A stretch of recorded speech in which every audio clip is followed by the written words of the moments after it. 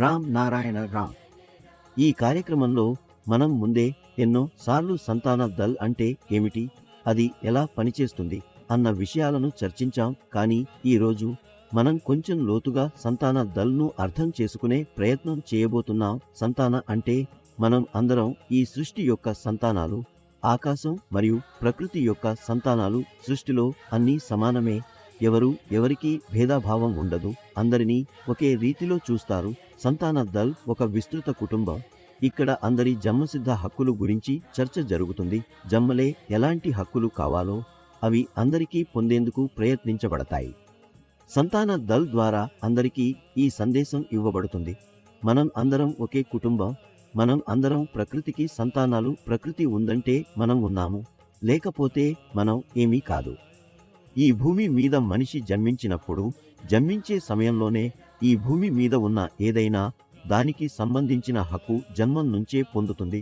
ఒక పిల్లవాడి కుటుంబంలో పుట్టినప్పుడు ఆ పిల్లవాడికి ఆ కుటుంబంలోని ప్రతి వస్తువుపై హక్కులు ఏర్పడతాయి. అలాగే మనం భూమి మీద పుట్టినప్పుడు మనుషులు, జంతువులు, చెట్లు, మొక్కలు ఇవన్నీ భూమి మీద ఉన్న అన్ని వస్తువులపై సమానమైన హక్కులు కలిగి ఉంటాయి. ఈ నేటి నిమిషాల నిండిన జీవితంలో మీరు ఏదైనా పని చేయాలని కోరుకుంటే మీ మనసును, మీ వివేకాన్ని అడగండి. ఈ పని చేయాలని మీరు అనుకుంటున్నారా? మీ మనసు, వివేకం, చైతన్యం నిశ్చయంగా మీరు ఈ పని చేయవలసినది లేదా కాదు అనే సరిగ్గా మీకు మార్గాన్ని చూపిస్తాయి. ఇప్పుడు సమాజం చాలా ముందుకు వెళ్ళింది. సమాజం చాలా తెలివైనది అయ్యింది. ప్రతి మనిషి, వస్తువు, చెట్లు, మొక్కలు అన్ని రోజు, ప్రతి నిమిషం అభివృద్ధి చెందుతున్నాయి. అందుకే మనిషి ఒక్కటే ఎదగాలి. ఎదుగుతుంటే ఎలా, పురోగతి ఎలా సాధించాలి, విజయాన్ని ఎలా పొందాలి అని ఆలోచించాలి. ముందుగా మీను రక్షించండి. మీరే రక్షణ చేసి అభివృద్ధి చెందితే సమాజం కూడా అభివృద్ధి చెందుతుంది. మనస్సు, చైతన్యం, అంతరాత్మ, వివేకం అన్నీ మనకు జ్ఞానం ఇచ్చేవి. ఇవన్నీ మనలో పౌరుడిగా ఉంటాయి. అందుకే మనం వీటి సలహాలను ప్రాధాన్యతతో వినాలని, అర్థం చేసుకోవాలని మన బాధ్యత. మన వివేకం మాత్రమే మనకు చెప్పుతుంది మీరు చేయబోయే పని మంచిదా లేదా చెడ్డదా, చేయాలో లేదా చేయకూడదా. అందువల్ల మీలో ఉన్న వివేకాన్ని తెలుసుకోండి, గుర్తించండి, నమ్మండి.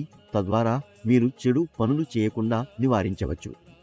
ఎన్నో సార్లు మనం చెడ్డ పని చేస్తున్నప్పుడు ఎవరైనా చూస్తున్నారా, ఎవరు మాకు తెలియదేమో అనుకుంటాం. కానీ మనం ఎప్పుడూ గుర్తించాలి, మన వివేకం, మన అంతరాత్మ అన్నీ చూస్తున్నాయి, తెలియజేస్తున్నాయి ఇది చెడు పని అని, అలా చేయకూడదని. కానీ మనం వాటిని పక్కన పెట్టి ఆ పనిని చేస్తాము. ఆపై దాని దుష్పరిణామాలను అనుభవిస్తాము. అందువల్ల అలాంటి పనులను మనం చేయకుండా మన మనస్సును, వివేకాన్ని వినాలి. ఇప్పుడు రామ్ నారాయణ రామ్ పేరు గురించి మాట్లాడుకుంటే, ఇది ఒక అద్భుతమైన పేరు. ఇది మీ జీవితాన్ని పరమార్థం కలిగిస్తుంది.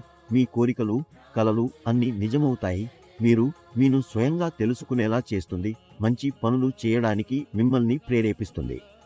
అందువల్ల మీరు ఇప్పటి వరకు ఈ బీజ మంత్రంతో కనెక్ట్ కాలేదు అంటే ఇప్పటికీ కనెక్ట్ అవ్వండి. తరువాత మీ జీవితంలో వచ్చే పాజిటివ్ మార్పులను మీరు స్వయంగా అనుభవిస్తారు.